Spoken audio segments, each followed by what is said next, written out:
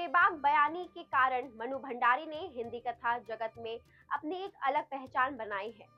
नैतिक अनैतिक से परे यथार्थ का निर्द्वंद निगाहों से देखना उनके कथ्य और उनकी कहानी को हमेशा नया और आधुनिक बनाता है। 151 पेज की ये किताब राधा कृष्ण प्रकाशन से 2001 में आई है।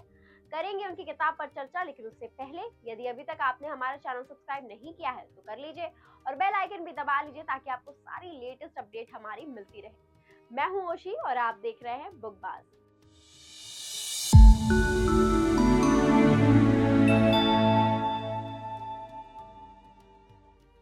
एक प्लेट सैलाब मनु भंडारी द्वारा लिखी गई किताब में हार गई 3 निगाहों की एक तस्वीर, यही सच है।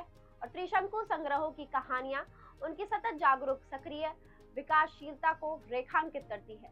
आलोचकों पाठकों ने मनु जी की जिन विशेषताओं को स्वीकार किया है वे उनकी सीधी साफ भाषा शैली का सरल और आत्मीय अंदाज, सदा सुथरा शिल्प और कहानी के माध्यम से जीवन के किसी स्पंदित क्षण को पकड़ना।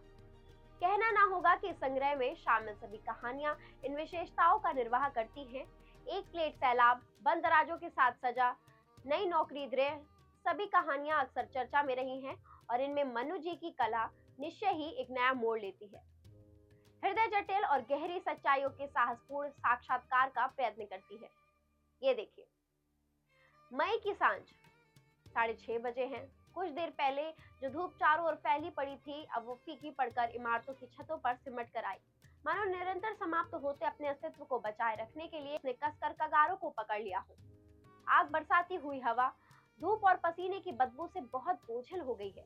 5 बजे तक जितने भी लोग ऑफिस की बड़ी बड़ी इमारतों में बंद थे, इस समय बरसाती नदी की तरह सड़कों पर फैल गए हैं। रीगल के सामने वाले फुटपाथ पर चलने वालों और हॉकर्स का मिला जुला शोर चारों ओर गूंज रहा है।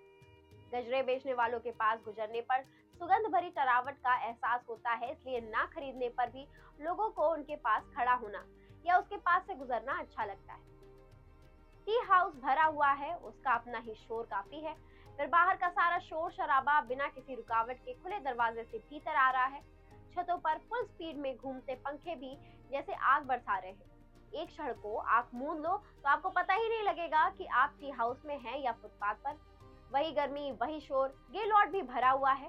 पुरुष अपने एयर कंडीशन चैम्बरों से थक कर और औरतें अपने घरों घरों से ऊब कर मन बहलाने के लिए यहाँ आकर बैठ चुकी है।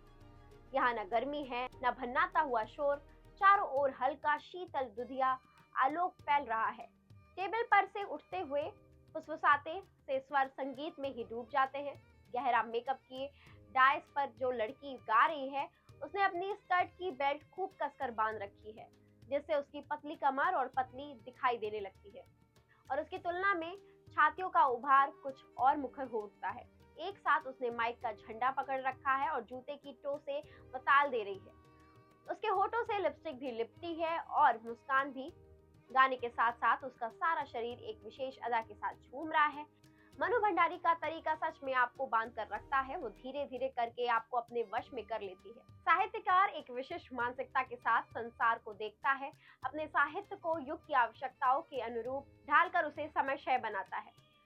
पुरुष प्रधान समाज में नारी को अपने अधिकारों की प्राप्ति हेतु संघर्ष करना पड़ता है। शैशव से लेकर मृत्यु तक वह किसी न किसी रूप में परिवार के शोषण का शिकार रहती है। कन्या तथा भागिनी रूप में उसे माता पिता तथा भाइयों के अनुशासन में प्रतिबंधित जीवन जीना पड़ता है। युवावस्था में उसकी नयादा पति कहलाने वाले पुरुष के साथ ऐसे बांध दी जाती है, उसकी अपनी अस्मिता ही नहीं रह जाती। मनु भंडारी ने अपनी कहानियों में जिन नारी पात्रों का मिश्रण किया है वह विशेष नहीं, एक ऐसा है जो साओं को झेलती उनके सामने टूटती है और कभी उनको तोड़ती है। मनु भंडारी ने अपनी कहानी एक प्लेट सैलाब में नारी के विभिन्न रूपों का वर्णन किया है, जिसकी इस प्रकार शिक्षा रूप मनु भंडारी ने कहानियों के नारी पात्रों को शिक्षित रूप में चित्रित किया है।